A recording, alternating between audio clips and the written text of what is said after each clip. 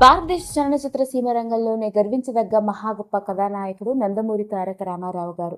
అలాంటి ఈ గొప్ప కథానాయకుడికి సంబంధించిన ఎన్నో రకరకాల విషయాలు మనం మాట్లాడుకుంటూనే ఉన్నాము. వెండితెర మీద కొన్ని దశాబ్దాలుగా మహా గొప్ప కథానాయకుడిగా, ఓ రాముడిగా, కృష్ణుడిగా మనందరి గుండెల్లో నిలిచిపోవడం, పైగా ఆరాధ్య దైవంగా నేటికి ఆరాధింపబడుతున్న ఈయనకి సంబంధించిన విషయాల్లో, ముఖ్యంగా సినీ ప్రయాణానికి సంబంధించిన విషయాలు మాత్రమే కాకుండా వ్యక్తిగత జీవితంతో కూడుకున్న విషయాలు కూడా ఎన్నో ఆసక్తికరంగా వెలుగులోకి రావడం జరిగాయి. అలా మనం కూడా ఎన్నో రకరకాల విషయాలు మాట్లాడుకున్నాం. మరి ఈ రోజు మనం మాట్లాడుకోబోయేది అలాంటి ఇంకొక ఆశ్చర్యకరమైన విషయం.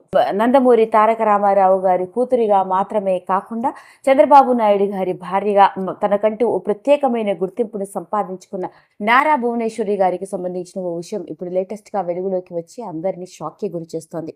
మరి ఇంతకీ ఆ వివరాల్లోకి గనక వెళ్ళినట్లయితే, నారా భువనేశ్వరి గారు ఈ పేరుకి కూడా పరిచయం అవసరమే లేదు.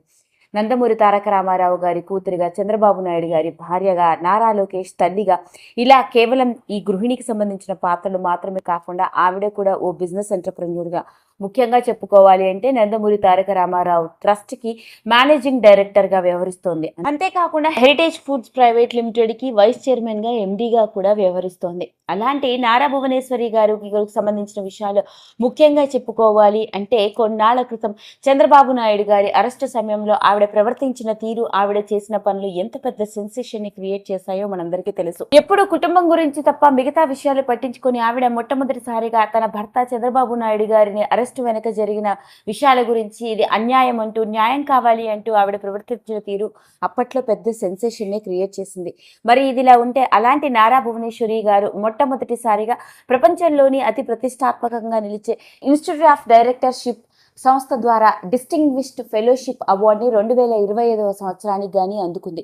అతి అరుదుగా లభించే ఈ అవార్డులో మొదట అబ్దుల్ కలాం గారు, ఆ తర్వాత హిందూజా కంపెనీకి చెందిన అధినేత, తరువాత మన నారా భువనేశ్వరి గారికే ఈ అవార్డు రావడం నిజంగా గర్వకారణం అని చెప్పుకోవాలి. అలా మొత్తానికి సామాజిక సేవలోనూ, అంతేకాకుండా ఓ ప్రముఖ వ్యాపారవేత్తగా ఆవిడ చేసిన పనులు, ఆవిడ చేసిన కార్యక్రమాలకి గుర్తింపుగా అతి ప్రతిష్టాత్మకమైన, ఎంతో విలువతో కూడుకునే ఈ అవార్డుని అందించడం జరిగిందట.